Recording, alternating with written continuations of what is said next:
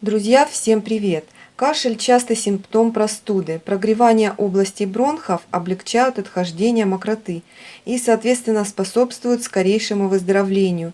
Я сегодня покажу два варианта, как сделать лепешки от кашля из натуральных продуктов для ребенка и для взрослого человека. Нам понадобятся такие ингредиенты: мед, растительное масло, мука, горчичный порошок и уксус. Можно взять яблочный уксус, а можно взять обычный столовый 9% уксус. Столовую ложку меда и столовую ложку муки нужно смешать. Вообще лепешки от кашля – это щадящий компресс. Часто применяется больше для детей.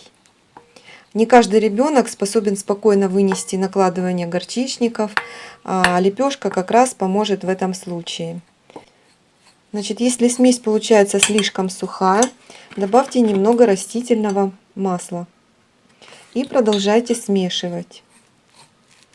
Лепешка должна быть слегка липкая, то есть она должна быть липкая. Вот с растительным маслом уже получше. Готовую лепешку заворачиваю в марлю и затем фиксирую с помощью пластыря и с помощью ткани. Вот какая получается лепешка.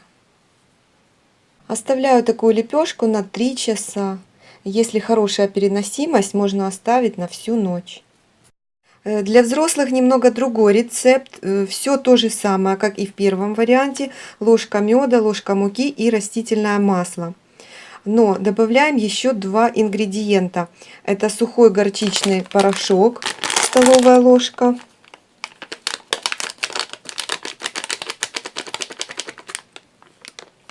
И столовая ложка уксуса.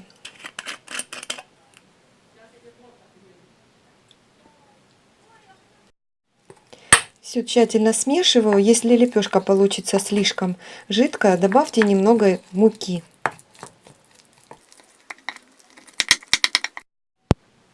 Вот такая получилась лепешка для взрослых. Применять подобное средство для лечения детей допустимо только после консультации педиатра. Чтобы процедура работала эффективно, нужно соблюдать определенные правила. Лепешки должны располагаться на груди в том месте, где находятся бронхи.